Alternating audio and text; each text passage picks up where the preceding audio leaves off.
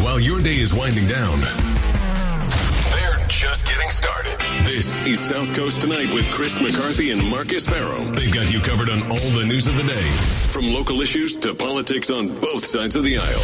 This is the place where the movers and shakers come to be heard, to listen, and where they're held accountable. This is South Coast Tonight on WBSM.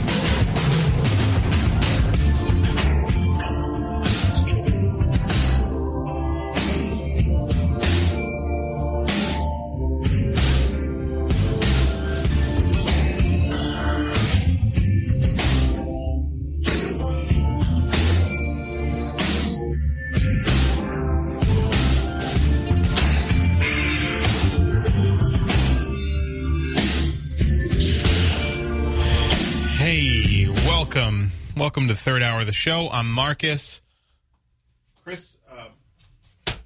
Chris will be back probably Friday, but I'll be here. And I'll be taking your calls at 508-996-0500. That's how you can get on the program with me if you'd like. Max from New Bedford's asking me if I trust people like Pelosi and Schumer to be champions of working men and women in this country. No questions asked. No. I mean, the short answer to that is no. So, for me, look, I'm a registered Democrat. I'm a registered Democrat. I've seldom voted for Republicans. Actually, just Charlie Baker, actually, as the only Republican I voted for. And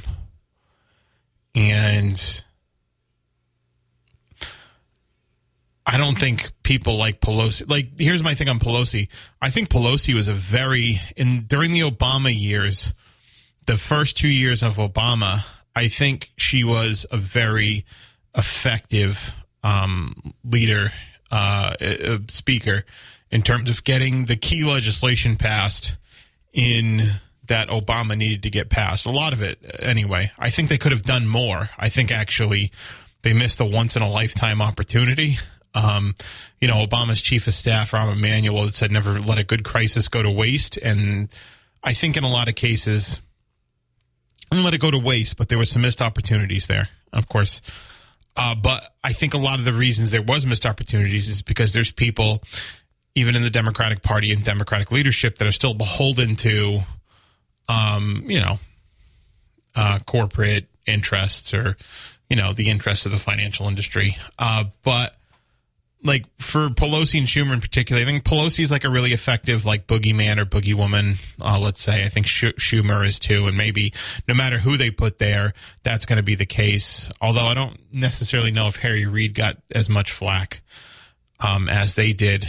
No, I don't think they're champions of the working people, obviously. But for me, in terms of Democrats, I think, because if you've listened to the station for a while, or if you've listened to me for a while, you know that I was firmly in the Bernie camp in 2016 and 2020, and that I think one of the problems with Democrats is that, they have to condition their voters, more or less, and because they're not always in step with what their voters want. I do think Pelosi and Schumer ushered some really important legislation through both chambers of Congress. The bipartisan infrastructure bill, for one, the American Rescue Plan Act.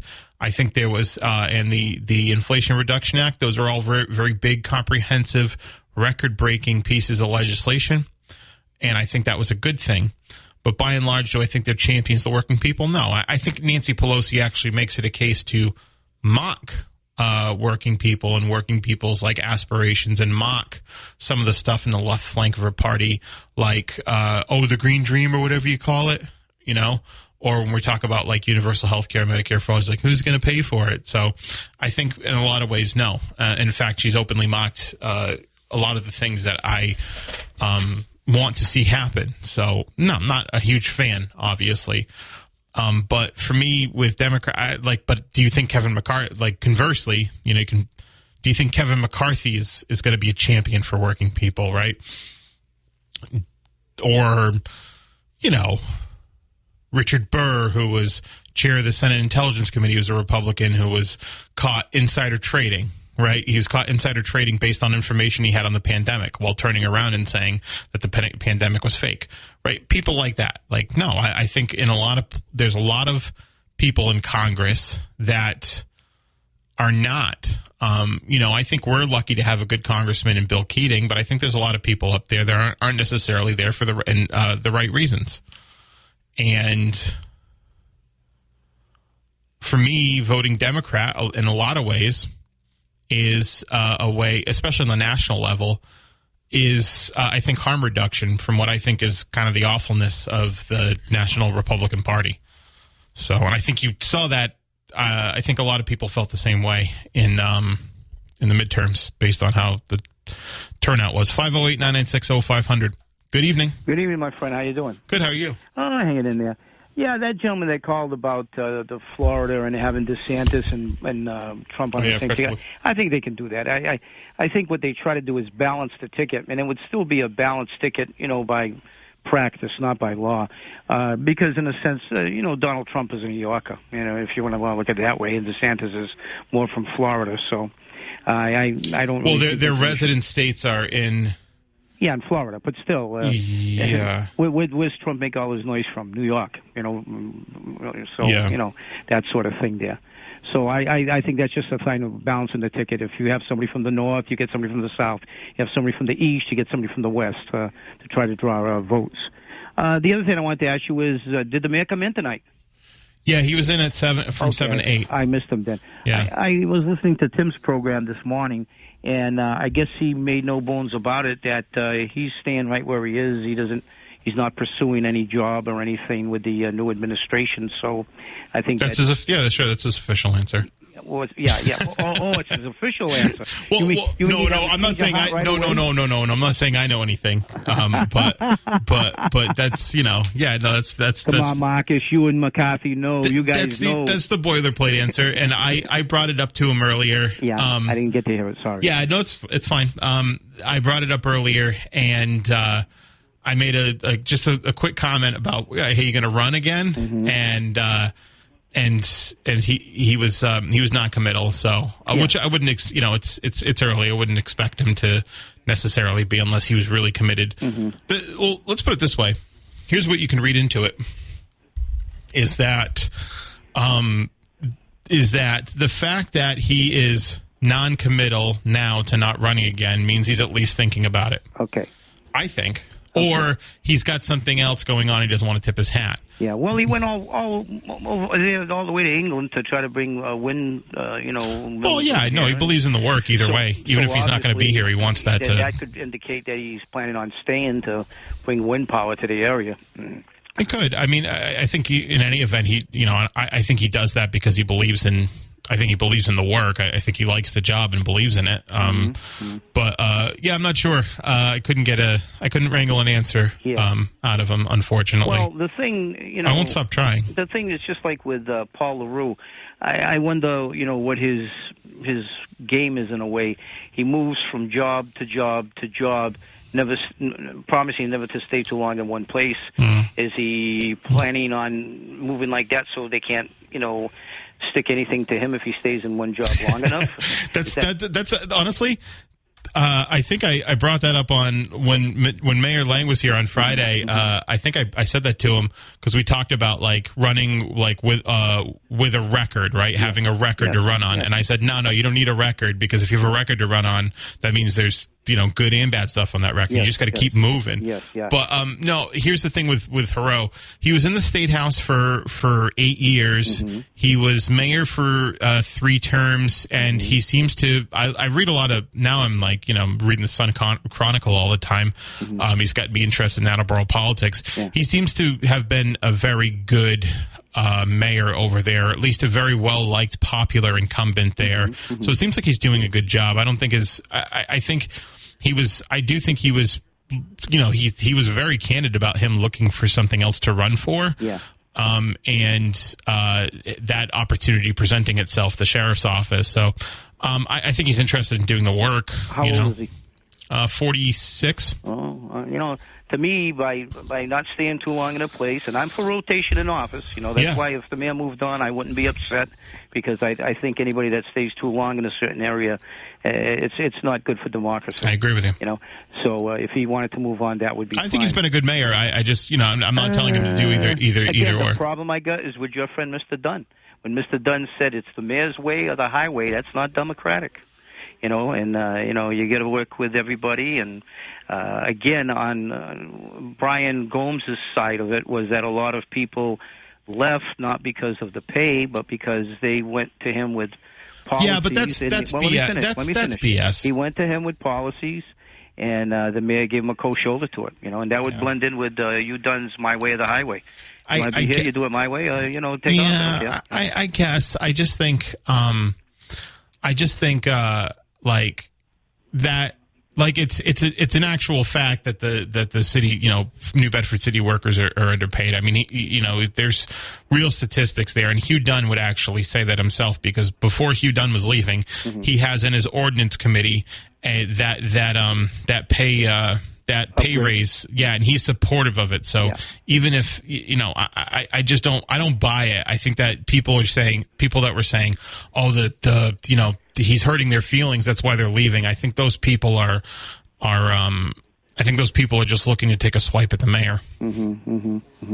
Well, again, it's just too bad that they can't get along, because again, if you're going to make the city work, you got to be able to talk to one another, and you have to be. It's just like a family. If you have a family outing, and you're not talking, it's very difficult when one of the family passes away, and now you got to go and meet with the people you haven't been talking to. I think that the mayor. I asked the mayor about his working relationship with Hugh. And I asked Hugh about his working relationship with the mayor, just because he's leaving. It's it's an honest assessment, and they both said they've worked together on a lot of stuff, particularly in Ward 3, getting that stuff going. So I think there's some people that probably have better relationships than others, and I think it's pretty common in politics. Now I wasn't a fan of a city council calling in the mayor and trying to call him out. I thought that was bad for the city. Again, that situation, I watch the the local city council meetings, because so you don't have to. Yeah, right. Okay, and before all of this stuff, okay, and you guys can't anyway, because you're in another town. Okay, but again. Before this, I know Brian's always complained he tries to get in contact with the mayor, and the mayor doesn't return his calls. So now I imagine when the mayor calls him, now he's not going to return the mayor's calls, and that's kind of, mamby-pamby kid stuff in a way, and it's too bad you can't rise above that. But again, I would like to see the mayor, and he would have a good chance, like I told you the other day. I thought of being an attorney general, or even going working for Healy in some law capacity. At least we'd get somebody from down here who knows down here, who can explain to people up there what goes on down here. Even Scott Lang had thrown that around for a while, that he was anticipating some sort of statewide office in the past. I wish he would. And that way maybe we'd get somebody up there that can vocalize what's going on down here and give an accurate, detail. Those are two of our best and brightest with that would be in a state position, and I think that would be good for the area. I agree. And you're lucky to have Keating, who showed some interest in this area by talking to you guys and coming down and everything, and sending me all those mailers and everything, and 6 mailers compared to LaRue's 8. 6 a lot, yeah. When I don't think he really had to do that, but it shows that he's interested in some way in southeastern Mass. I just think anybody being too long in the mayor's office, or even for that matter, let's go city council too, if you will. I'm glad to see we got some young people in there. And I was hoping when the mayor threw out that thing about, well, why don't you at least discuss the drug distribution place. Sure. Again, I would wish that some of the younger councilors might have said, okay, we'll discuss it again. And even if they didn't change their position, okay, that where we've tabled it or whatever, at least it would have shown the people that are trying to bring this in here that we're solid in the government, that we don't want them in that particular area, maybe some other area. But because, again, of feelings... I think that, you know what, I think the mayor communicated ahead of time to somebody in the city council that this was an issue. Yeah. And then that person didn't do anything about it. for one reason or another. And I think it could have been like... Was it a young person he communicated to, or was it... It could have been. Yeah, it could have been. Yeah, see, this is where the young people have a chance of changing things. You know, the young people that are in there, you know, Ryan Ferreira there, is it? Ferreira. Yeah, and Burgo. And Shane Burgo. And there's another person I believe I missed, you know. Not to be antagonistic to their colleagues, but... Hey, let's talk and see what can come out of it. Or if nothing comes out of it, fine. But at least we talked. And sure. I think the mayor's whole idea was to try to show them an olive branch or leaf or whatever you want to call it, and to show this company that's trying to come in here that we're united in not wanting them on Union Street. Yeah. I think most people, and then they just. No, I agree. It was a missed opportunity on their part. Yeah, sure. no question. Well, all right, my friend. I hope Mr. McCarthy's okay. I know this is the day he usually comes in. Yeah, he'll be fine. He'll probably be back on Friday. Okay, all right, okay. Well, I unless you've got anything else, my friend, I think I've completely exhausted my mind as to what I want to talk to you about. All right, well, I'll let you go then because we got some other calls on the line. Very good. I want other people to call in. See you later. Take care. See ya. 508-996-0500. Good evening. Hey, I'm the caller. I called Brandon's phone about that Florida thing with Trump and DeSantis. Yeah. And he got a hold of Taylor Cormier, and he sold the argument. It was this: Donald Trump cannot pick DeSantis as running mate because they both live in the same state. You would have to go back to New York, and that was the story of that. Was it a legal thing, or is it like, oh, you just can't do it? It's on the books. It's in the books? All right, I'll have to look that up because it'd be the first I've heard of it, but I would think maybe it's like, oh, you can't pick two guys from the same state because that's, not a smart electoral strategy. That's what I was thinking. Well, the reason being, I don't know what it is, but if you want to pick Ron DeSantis as vice president, no can do. You would have to go to New York. And that's when Taylor Cormier, so, you won't want to check with him. My guess is he probably wouldn't want to anyway because it doesn't look like they're getting along very well. I know, huh? Well, that's my call, and I love your show. All right. Have a good night, sir. Appreciate it. Thank you very much. Again, I'll have to look that up. I don't know if there's any rule in the books against it, if there's any constitutional prohibition or a prohibition that was codified into law for one reason or another. What I'm thinking is it might make sense because it might make sense because maybe they're thinking we don't want one state to be, unduly influencing and, or have an one state to be unduly influencing the White House, right? Like maybe we can't have two people from Massachusetts, right? Because that would unduly influence. Massachusetts would have a lot of undue influence over the White House. Maybe just as a matter of, this is just coming off the top of my head again. I'm going to have to look that up and see if that's a real thing. I think as a strategy, typically you want your VP pick to balance out the ticket. So when you look at someone like Trump, who was, when he picked Pence, you look at Trump, a brash, inexperienced politically or in elected office, a brash, New York business guy, right, who doesn't have any experience or sophistication in politics whatsoever. You pick Mike Pence, who's, Midwestern governor of Indiana, who was, who did the regular, Mike, actually, it's funny, Mike Pence got his start in talk radio, but he did. And he ran for office, I think, more than once before he eventually got elected to Congress. But Mike Pence kind of had that tract, right? That traditional, same tract as Ron DeSantis, basically. He was a lawyer. He worked for, I don't know if he worked for the Justice, no, he didn't work for the Justice Department. DeSantis that worked for the Justice Department. But, he's a lawyer. He's a member of Congress. And then he got elected to,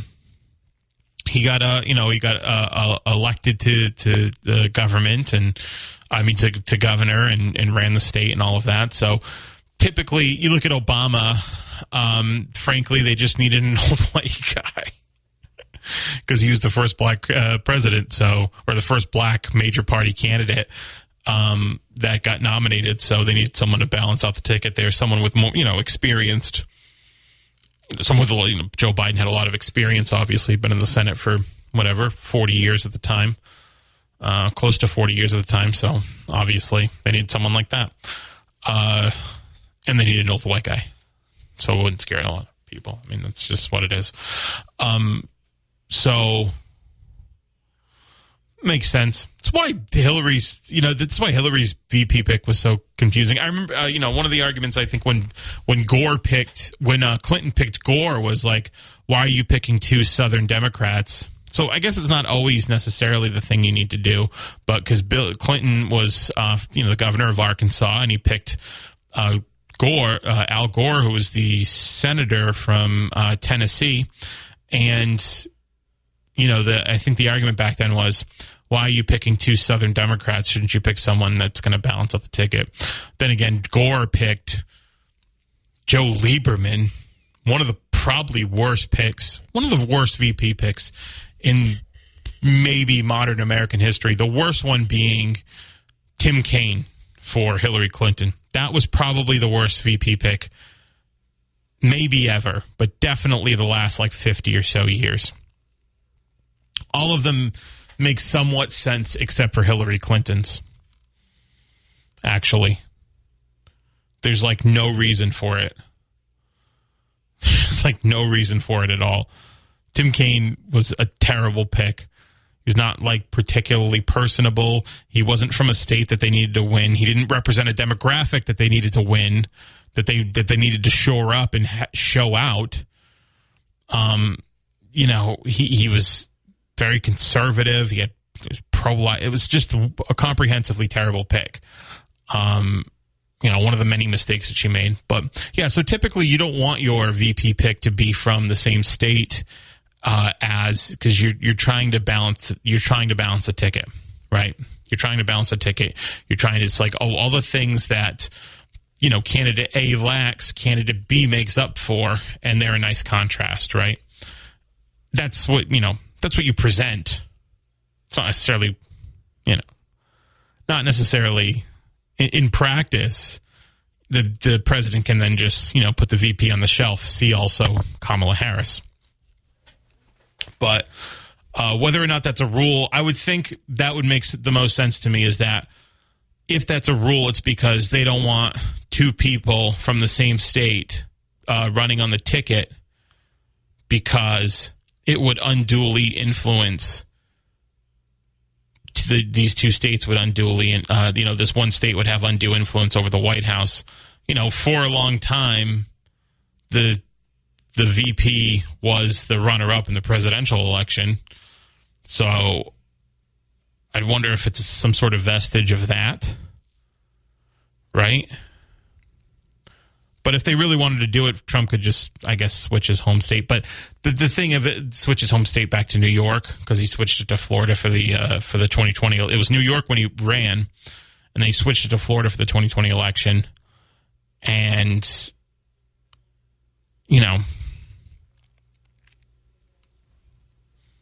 the thing of it is, I'm interested in the question, but they're not going to be picking each other for VP. One, Trump wouldn't be a VP pick. He just wouldn't take it. Second is, because he's already the president. Second is DeSantis probably. It seems like this is going to get pretty acrimonious pretty quickly. And Trump does not strike me as a forgive and forget guy. So I still think Trump's going to win that nomination until further notice, until something develops. I reserve my right to withdraw that opinion, obviously, but I'm bullish on the fact that he'll win a primary against DeSantis, barring something that really catastrophic comes out on Trump. It just seems difficult to imagine. I just don't think DeSantis has it, and I think DeSantis has to run too. I don't think he has an option. Like I said, you have to run. You have to strike while the iron's hot. Otherwise, your name recognition, your name ID, it'll fizzle out. You'll fizzle out. You'll do something stupid or have some blemish on your record that people will hold against you. You think Chris Christie was Bridgegate, right? And you'll lose your shine. So I think he's got to he's got the momentum. He's got to carry that into a presidential primary, but ultimately I think he loses that primary. All right. I'm going to take a break. Still taking your calls and your app chat messages. 508-996-0500. Thank you. Anywhere. Hey, welcome back to the show. I'm Marcus. 508-996-0500 is how you can get on the program. We're just talking a little bit about some 2024 stuff. We were talking about some local stuff with Mayor Mitchell. By the way, I got some app chat messages that I'll read in a minute. You can keep sending me app chat messages until 10 p.m. And actually, even afterwards, maybe I'll check them out the next day. I'll be here tomorrow as well, and Friday, the rest of the week. So aren't you lucky? So, where was I? By the way, the caller said missed the Mayor Mitchell interview. And so here's the thing. If you missed the interview or any hour of our show and you'd like to hear it, you can go to WBSM.com. So there's a few ways to do it. And I'll just give me a second to plug our digital stuff because it's what we do here. So you go to WBSM.com. You go to listen. You go to on demand. Click South Coast Tonight. You'll see it there. Actually, my old show's still there, too. South Coast Tonight. And then on that page, you'll have every hour of our show that's ever been recorded, all the way back to our July 11th premiere date. And you can find the Mayor Mitchell one. Guess what? It's already uploaded. Isn't that something? It's already uploaded. So you can listen to that interview with Mayor Mitchell if you'd like to on WBSM.com. Again, go to WBSM.com. You go to listen, on demand, South Coast Tonight, and then bam, you'll see it. You'll scroll down, you'll see it, and you'll see the interview with Mayor Mitchell. I try to upload these podcasts basically as soon as the hour airs. I try to send them out just so I can get, we can get as much exposure as possible. The other way you can do it is if you have the WBSM app. This is actually my favorite way of doing it. If you have the WBSM app, if you don't, I recommend downloading it because you get app notifications for breaking news. You get stories sent directly to your phone. You'll get a notification if once these episodes come out. If you want to, you can opt out of the notifications as well. It's also the easiest way to listen. You can press a little button on the side of the on the top right corner of the app to listen live, and there's a little phone button you can press just to call the station if you want to call in. You don't have to remember the number, but if you do want to remember the number, it's 508-996-0500, still taking calls for the rest of the hour. And you can also app chat message, and I'll get to the app chat message in a minute. Just, again, I got to get through this plug here. So you can also message. So if you go to the WBSM app, this is the other way. The first way is the website that I explained before. The second way, you go to WBSM.com, go to On Demand, go to Listen, On Demand, South Coast Night. All the hours are there, including the one I just had with Mayor Mitchell. And you can listen. The other way is to get the app on the bottom right under the headlining stories. There is the podcast button. Podcast button, right? So you can click the podcast button to play. It's a little play button, and then you'll see all the shows. You'll see Barry's show, Jess's show, my old show, Phil's show. Why did my show update 2 hours ago? That's interesting. 2 days ago. You'll see Phil's show, Tim's show, Jim's. You can get our news updates, but you click the podcast button. You can click on South Coast Tonight, and there is, again, every hour we've ever done, including the most recent hour with Mayor Mitchell, the interview with Mayor Mitchell. It's there. So you can click on that. It'll play the podcast. The other way is you can go basically anywhere where podcasts are offered. So Amazon Music, right? Amazon Podcasts, it's there. It's on Apple Podcasts, which is I think a lot of you have iPhones. And Apple Podcasts, you can find it. You can Google South Coast Tonight or WBSM. Look it up, and it'll be there. Spotify is another one. So basically anywhere where podcasts are offered, you can find South Coast Tonight, and you can access it that way. So 3 ways. 1, just go to WBSM.com, go to listen on demand South Coast Tonight. 2, download the app. The podcast button's right there. Plus podcasts, you can find South Coast Tonight, and bam, it's there.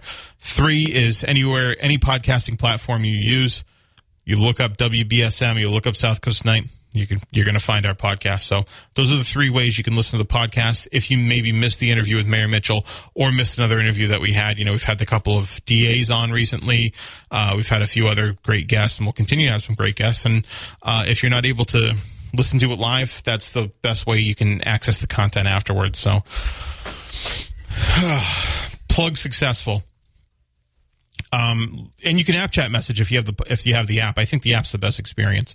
So the app chat message says, this is Big Daddy in Fairhaven. He says that the short answer is VP and president running together. What he says is the short answer is yes, they are allowed, but it's frowned upon due to geographical diversity.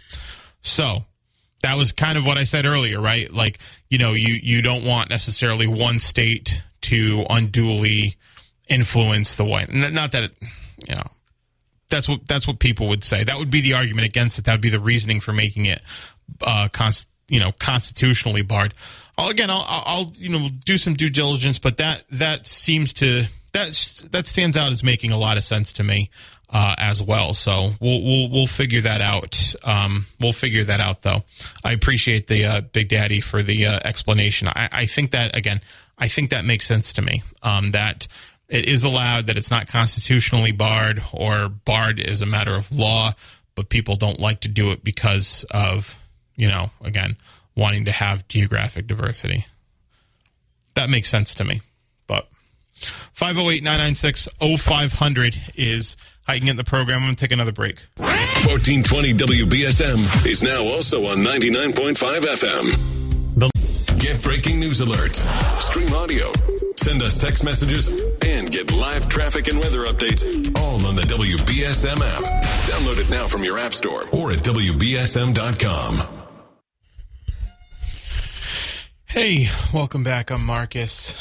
508-996-0500. Just another reminder to go to WBSM or Fun 107, whichever. But we're on WBSM. So go to WBSM.com. Find the Wet Nose Wednesday, which is one of Maddie Levine's weekly columns on animals that need to be adopted. There's a cat. His name is Spanky. He's at the Fairhaven Animal Shelter. I met him today. He's wonderful. He's very timid. He's scared, but he's very sweet, and he needs a home. It's an incredibly sad story. Essentially he was getting picked on because he was too nice. He was too sweet, by some of his siblings, and so they decided to give him up. He's very confused and scared, doesn't know why he's at a shelter, and needs a new home. I met him today. Very timid and sweet, very nice, and his name's Spanky. Go check him out. You can check him out on WBSM.com. You can also check him out at the Fairhaven Animal Shelter. Talk to Terry. I went there today to meet him. So he needs a home. If you can give him the attention. And I have a cat. If you haven't had a cat, cats are great. I have a cat. I love it. Actually, it's about a year ago this time I got my cat, Athena, a Bengal. And it's been a wonderful experience so far. So I would suggest for anybody that is looking for a four-legged companion to go adopt Spanky. Please adopt Spanky. So, yeah, that's it. All right, I had to take another break.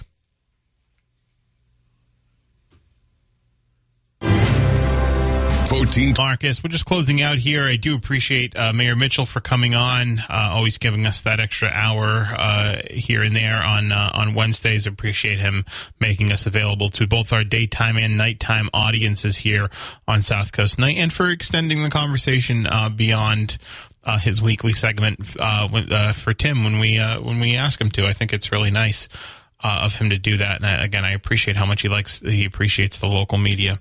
So 508-996-0500 if you want to add some commentary at the end. We had some app chat messages today that I did answer, and can send some more if you'd like. So go adopt Spanky the Cat, please. Because that's a really sad.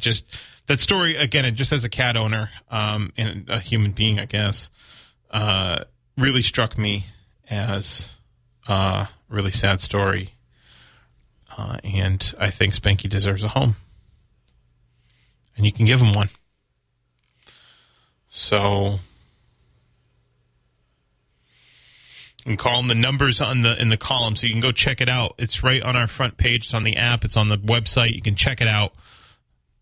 The number for the animal shelters there. You can give them a call.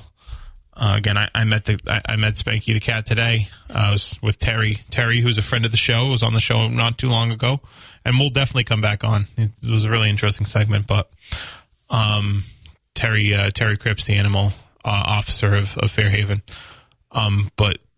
Please just go adopt the cat. Adopt Spanky. That would make me happy. If you do, please let me know. Call in or send me a Snapchat message or whatever. Let me know. I'm going back to see him this week. But if you adopt him, that's fine too. He just needs a home. So I'll leave you with that. I'll be back tomorrow, and I'll be back Friday. And I think Chris will be back Friday as well. So. Talk to you then.